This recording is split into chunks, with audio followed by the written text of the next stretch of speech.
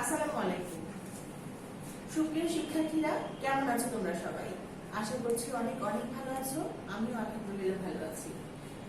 Shimul memorial north school and কলেজের পক্ষ থেকে অনলাইন ক্লাসে তোমাদের সবাইকে জানাচ্ছি অনেক অনেক শুভেচ্ছা। কিছুদিন আগে তোমাদের দ্বিতীয় সাময়িক পরীক্ষা শেষ হলো। কেমন দিয়েছো তোমরা সবাই পরীক্ষাটা? ভালো দিয়েছো আশা করছি। আর পড়াশোনা ভালোভাবে করেছো এতদিন। মাঝখানে কয়টা দিন ছুটিও পেলে ছুটিটা ভালোভাবে কেটেছে আশা করছি। করোনা যেহেতু বাইরে আছে করোনা, কিন্তু আমরা এটার সাথে অভ্যস্ত হয়ে গেছি, তাই না? জীবনযাত্রার সাথে এটা মানিয়ে গেছে। এখন আমাদের সাবধানতাই যেন আমাদের দৈনন্দিন জীবনের পাথেয় হয়ে থাকে। পরিষ্কার পরিচ্ছন্নতা আমরা বজায় রাখবো, সাবধানে এখন যেভাবে আমরা চলাফেরা করছি সেভাবেই চলাফেরা করবো, তাই না শিক্ষার্থীরা? আর করোনাকে ভয় পেলে কি করোনাকে জয় করতে পারবো? পারবো না। করোনাকে ভয় পেয়ে নয়, করোনাকে আটকানোর মূল পন্থা হচ্ছে সাবধানতা অবলম্বন করা, পরিষ্কার পরিচ্ছন্নতা বজায় রাখা, আর কি পুষ্টিকর খাবার খাওয়া। এগুলো সব করলে আমরা করোনা থেকে মুক্তি পাবো। ধৈর্য ধরতে হবে, ভয় পাওয়া যাবে না। তাহলে শিক্ষার্থীরা, আজকে আর দেরি না করে আমি তোমাদের সাথে আছি জেসমিন আহমেদ খুশি, সহকারী শিক্ষক, Shimul memorial north school college, Rajshahi. আমরা আমাদের ক্লাসে চলে যাই। চলো, প্রথমে যে বিষয়টি আছে সেটি হচ্ছে ফাঁকা ঘর পূরণ করুন। আমাদের প্রতিদিনের মতো এবারও আছে হচ্ছে ফাঁকা ঘর পূরণ করুন। কি কি আছে চলো আমরা একটু বোর্ড থেকে দেখে আসি। ক নম্বরে কি আছে দেখো, ফাঁকা ঘর যোগ 25 সমান 78। ফাঁকা ঘর যোগ 25 সমান 78। খ নম্বর আছে 42 ভাগ 6 সমান ফাঁকা ঘর। আমি বলছি, আমার সাথে সাথে তোমরা শুনবে এবং লিখেও নিবে। খ নম্বরে কি আছে আমি আবার বলছি, 42 ভাগ 6 সমান ফাঁকা ঘর। গ নম্বরে কি আছে, 64 বিয়োগ ফাঁকা ঘর সমান 15। ঘ নম্বরে আছে 34 গুণ 5 সমান ফাঁকা ঘর। শিক্ষার্থীরা, আমি আশা করছি তোমাদের তোলা শেষ হয়েছে। এবার আমরা বোর্ড থেকে এই ফাঁকা ঘরগুলো পূরণ করে আসবো। দেখো, প্রথমে কয়ে আছে হচ্ছে ফাঁকা ঘর যোগ 25 সমান 78। আমরা দেখতে পাচ্ছি ফাঁকা ঘর আর একটি সংখ্যার মাঝখানে আছে যোগ চিহ্ন। প্রথম সংখ্যাটা নাই, আরেকটা সংখ্যা আছে, আর আছে যোগফল। তাহলে আমরা কি জানি, যোগফল দেওয়া থাকলে আর দুইটা সংখ্যার ভিতরে যে কোনো একটা দেওয়া থাকলে, হ্যাঁ, যোগফল থেকে যেটা দেওয়া আছে সেটা বাদ দিলে এই ফাঁকা ঘরের মানটা পাবো, তাই না শিক্ষার্থীরা? তাহলে আমরা বিয়োগ করে ফেলি। চলো, 78 আর 25, এই দুটোকে আমরা কি করতে হবে বলো? আমাদের বিয়োগ করতে হবে। 8 থেকে 5 বাদ দিলে কত হয়? 8 থেকে 5 বাদ দিলে 5 পর থেকে 8 ঘর পর্যন্ত গুনো, 6 7 8, কত দূর পর্যন্ত কয়টা ঘর পেলাম? 3টা ঘর পেলাম। তাহলে এখানে বসবে 3। 7 থেকে 2 বাদ দিলে কত হয়? 3 4 5 6 7, 5 ঘর। তাহলে আমাদের বিয়োগফল কত পেয়েছে শিক্ষার্থীরা? 53। ফাঁকা ঘরে বসিয়ে দিলাম 53। আমরা এখানে যেমন ফাঁকা ঘরে 53 বসাচ্ছি, শিক্ষার্থীরা তোমরা অনেকে একটা কাজ করছো, যেমন আমরা অঙ্কে যখন বলি গাণিতিক বাক্য ব্যবহার করুন, তখন ওখানে গাণিতিক বাক্যের ফাঁকা ঘরে তোমরা উত্তর লিখে ফেলছো। ওটা কিন্তু আমাদের এইটার মতো বিষয় নয়। ওখানে আমরা ফাঁকা ঘরে উত্তরটা বসাবো না, কিন্তু এখানে বসাতে হবে। ঠিক আছে শিক্ষার্থীরা? ওকে। এরপরে আছে হচ্ছে খ নম্বর, 42 ভাগ 6 সমান ফাঁকা ঘর। ভাগ করতে হবে। তাহলে কত ঘরে নামটা পড়বো আমরা শিক্ষার্থীরা বলো? 6 ঘরে নামটা পড়বো। 6 1 6, 6 2 12, 6 3 18, 6 4 24, 6 5 30, 6 6 36, 6 7 42। তাহলে কত দূর গিয়ে আমরা 42 পেলাম? 7 ঘর গিয়ে। আমরা ফাঁকা ঘরে লিখে দিব 7। আমরা রাফে কিন্তু আমরা এটা ভাগ করতে পারি এইভাবে। দেখো, রাফে ভাগ করলে 6 7 42, ভাগফল মিলে গেল, তাহলে ভাগশেষ হবে 0। এটা হচ্ছে ভাগফল, কত হলো? 7। এবার দেখো, গ নম্বরে আছে 64 বিয়োগ ফাঁকা ঘর সমান 15। 64 থেকে কত বাদ দিলে বিয়োগফল 15 হবে, তাই তো? আমাদের কি চেয়েছে বলো তো শিক্ষার্থীরা? বিয়োজন, বিয়োজ্য, বিয়োগফল, তাই না? 3টা অংশ, এর মধ্যে আমাদের বিয়োজ্যটা নাই। আমাদের বিয়োজন আছে আর বিয়োগফল আছে।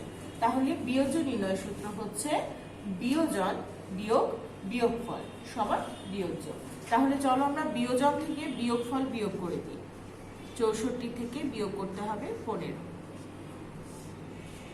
64 4 ছোট আর 5 বড়। 4কে কত ধরতে হবে শিক্ষার্থীরা? 4কে ধরতে হবে 14।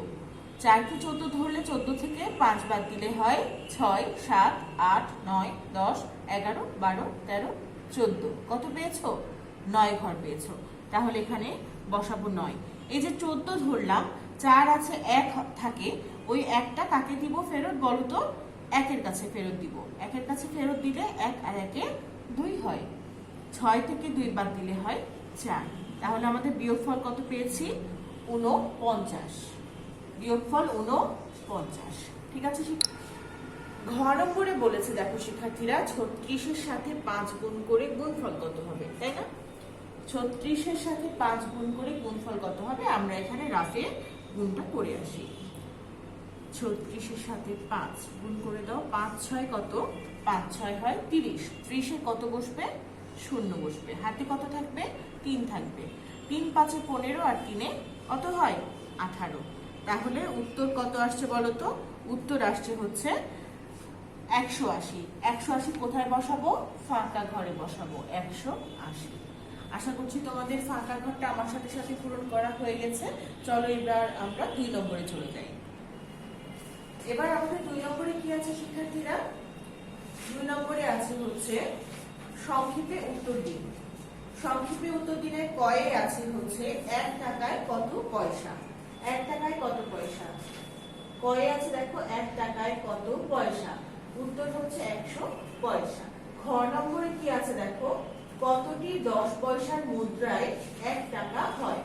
কতটি 10 পয়সার মুদ্রায় 1 টাকা হয়? আমরা জানি 100 পয়সায় 1 টাকা, তাই না? এবার এই 100 পয়সা হতে গেলে 10 পয়সা 10 পয়সা করে কয়টা মুদ্রা লাগবে? আমরা কি জানি? 10-এর ঘরে নামটা যদি করি 100 কত যে আমরা 100 পাই বলো তো শিক্ষার্থীরা? 10 10-এ 100। এইভাবে করে আমরা ভাগ করে নিব, দিয়ে যেটা ভাগফল পাবো সেটাই হচ্ছে আমাদের পয়সার সংখ্যা। 10 পয়সার মুদ্রায় কয়টা লাগবে? 10টা লাগবে। তবে আমরা পাবো 1 টাকা। গ নম্বরে আছে 2টি সিক্কি ও 1টি আধুলি সমান কত পয়সা। 2টি সিক্কি ও 1টি আধুলি সমান কত পয়সা? 2টা সিক্কি আমরা কি জানি শিক্ষার্থীরা? একটা সিক্কি সমান কত পয়সা বলো তো? একটা সিক্কি সমান হচ্ছে 25 পয়সা। যখন এক সিক্কি সমান 25 পয়সা হবে, 2টা সিক্কি সমান কত পয়সা হবে বলো তো শিক্ষার্থীরা? 25 আর 25 যোগ করলে কত হয়? 50 হয়, তাই না? 50 পয়সা পেলাম। আর একটা আধুলি বলেছে, এক আধুলি সমান কত পয়সা? আরো একটা 50 পয়সা। তাহলে 2টা সিক্কি সমান 50 পয়সা পেলাম, আর একটা সিক্কি সমান 50 পয়সা, একটা আধুলি সমান 50 পয়সা।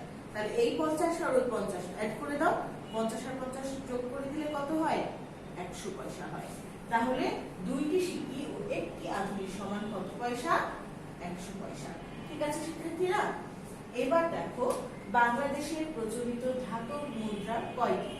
বাংলাদেশের প্রচলিত ধাতব মুদ্রা বলতে আমরা জানি কি কয়েনকে বোঝাই, মানে ধাতব মুদ্রা, ধাতুর তৈরি মুদ্রা। ঠিক আছে? এটা কাগজের তৈরি হবে না।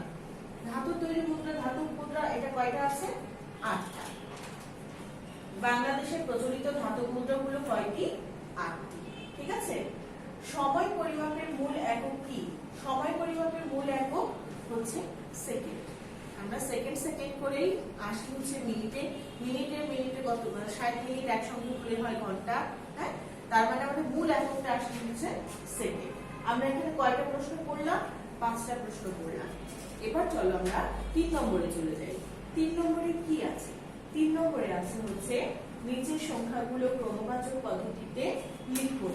নিচের সংখ্যাগুলো ক্রমবাচক পদ্ধতিতে লিখবো। ঠিক আছে? প্রদত্ত সংখ্যা দেওয়া আছে, পূর্ণরূপ দেওয়া আছে এবং সংক্ষিপ্ত রূপও দেওয়া আছে। শিক্ষার্থীরা তোমরা খেয়াল করে দেখো, আমরা কিন্তু পরীক্ষার হল তো না, আমরা পরীক্ষার প্রশ্নে খেয়াল করেছিলাম যে আমাদের এখানে লেখা ছিল ক্রমবাচক পদ্ধতিতে পূর্ণরূপ এবং সংক্ষিপ্ত রূপে লিখুন, তাই না? কিংবা সংক্ষিপ্ত রূপ ও পূর্ণরূপে লিখুন। আমাদের ছক যেটা দেওয়া থাকবে পরীক্ষার খাতাতেও আমরা সেইভাবেই ছক করে লিখবো। ঠিক আছে? ছকটা যদি আমরা উল্লেখ না করি তাহলে আমরা তোমরা কিন্তু অন্তত ক্লিয়ার করে বলতে পারছো না যে আমি প্রথমে কি লিখছি, সংক্ষিপ্ত রূপটা লিখছি না পূর্ণ রূপটা লিখছি। কাজে ছক করে লিখলে জিনিসটা একদম পরিষ্কার হয়ে যাবে। ঠিক আছে, এইবার চলো আমরা আমাদের পড়ায় যেটা আছে ফিরে যাই। 1 2 3 4 5। একের পূর্ণরূপ কি? একের ক্রমবাচক পূর্ণরূপ হচ্ছে প্রথম। একের ক্রমবাচক পূর্ণরূপ হচ্ছে প্রথম। এই পূর্ণরূপ প্রথমের সংক্ষিপ্ত রূপ কি বলতো? যে সংখ্যা দেওয়া থাকবে তার সাথে এই যে বানানের লাস্টের অক্ষরটা, শেষের অক্ষরটা আমরা অ্যাড করে দিব। এক ম, প্রথম সংক্ষিপ্ত রূপ। দ্বিতীয় 2, 2 এর পূর্ণরূপ হচ্ছে দ্বিতীয়। দয়ে বয়ে যুক্ত রস্বইকার, তয় দীর্ঘইকার, অন্তস্থ অ, দ্বিতীয়। এবার সংক্ষিপ্ত রূপ হবে কি? 2 অন্তস্থ অ, দ্বিতীয়। ঠিক আছে, এবার দেখো 3, 3 এর পূর্ণরূপ কি? তয় রিকারে 3, তয় দীর্ঘইকারে তি, অন্তস্থ অ, তৃতীয়। তৃতীয় সংক্ষিপ্ত রূপ কি হবে? 3 আর তৃতীয় অন্তস্থ অ, 3 অন্তস্থ অ, তৃতীয় সংক্ষিপ্ত রূপ। 4, 4 এর পূর্ণরূপ কি হবে শিক্ষার্থীরা? চতুর্থ। এগুলো কিন্তু আমাদের পড়া, সব পড়া, তাই না? চতুর্থ চ, তয় রস্বইকারে তু, থয়ে রে, চতুর্থ। এবার দেখো সংক্ষিপ্ত রূপ কি হবে? সংখ্যা তার সাথে থয়ে রে, অর্থাৎ 4 আর থয়ে রে, চতুর্থ। এবার আছে পঞ্চম। পঞ্চমের পূর্ণরূপ কি হবে? প ইয় চয়ে যুক্ত ম। আবার বলি, প ইয় চয়ে যুক্ত ম, পঞ্চম। পঞ্চমের সংক্ষিপ্ত রূপ কি হবে? যে সংখ্যাটা দেওয়া আছে 5, 5 এর সাথে শেষ অক্ষর কি আছে? ম আছে, তাহলে পঞ্চম। ঠিক আছে শিক্ষার্থীরা, আমি বলে দিয়েছি, আমার সাথে সাথে আশা করছি তোমরা খাতায় তুলে নিয়েছো। এবার চলো আমরা 4 নম্বরে চলে যাই। 4 এ কি আছে? 4 এ আছে হচ্ছে আমাদের একটা অঙ্ক কষে দেখায়। এটার যে অঙ্কটা আছে, এই অঙ্কটা আমাদেরকে বুঝতে হবে কি চেয়েছে, তারপরে আমরা সমাধান করব। ঠিক আছে, এবার দেখো প্রশ্নটা আমরা পড়ে ফেলি। ইমা তার বাবার কাছ থেকে 20 টাকার 3টি নোট, 10 টাকার 3টি নোট এবং 2 টাকার 4টি নোট পেল। সে মোট কত টাকা পেল? দেখো, ইমা তার বাবার কাছ থেকে 20 টাকার 3টি নোট, 10 টাকার 3টি নোট এবং 2 টাকার 4টি নোট পেল। সে মোট কত টাকা পেল? ঠিক আছে, এবার দেখো আমরা যে টাকা নোটগুলো দেখি, এক একটা নোটে আছে কি বলছে? প্রথমে 20 টাকার 3টা নোট, অর্থাৎ 3টা 20 টাকার নোট, 20 20 20, তাই তো? 20 আর 20 যোগ করলে হয় 40, 40 আর 20 যোগ করলে হয় 60। এভাবে ধরে ধরে যোগ করলে হবে আমাদের 60। কিন্তু আমরা সহজ পদ্ধতিতে, সংক্ষিপ্ত পদ্ধতিতে যোগ করাকে কি বলি? গুণ বলি। কাজে এটা আমরা গুণের মাধ্যমে করব। দেখো, 20 টাকার 3টি নোট, অর্থাৎ 3 20 60 টাকা। 10 টাকার 3টি নোট, অর্থাৎ 3 10 30 টাকা। আর 2 টাকার 4টি নোট সমান 4 10 4 দুগুণে 8 টাকা। ঠিক আছে, এবার আমাদের এই টোটালে আমাদের কত টাকা পাচ্ছি? 20 টাকার নোটগুলো মিলে হয় 60 টাকা, 10 টাকার নোটগুলো মিলে হচ্ছে 30 টাকা, আর 2 টাকার নোটগুলো মিলে পাচ্ছি হচ্ছে 8 টাকা। এবার সব টাকাগুলো যোগ করে দাও। ঠিক আছে, 8 টাকা বসে গেল, আর 6 আর 3 যোগ করলে হয় 9। এটা হচ্ছে আমাদের স্লাইডে সমাধানটা করেছি। একটু আমরা বোর্ড থেকে অঙ্কটা দেখে আসবো। এবার আমরা যখন অঙ্কটা করব তখন কি করব? সমাধানটা করে ফেলি। 20 টাকার কয়টা নোট পেয়েছে বলো? 20 টাকার নোট পেয়েছে 3টা। 20 টাকার নোট 3টি সমান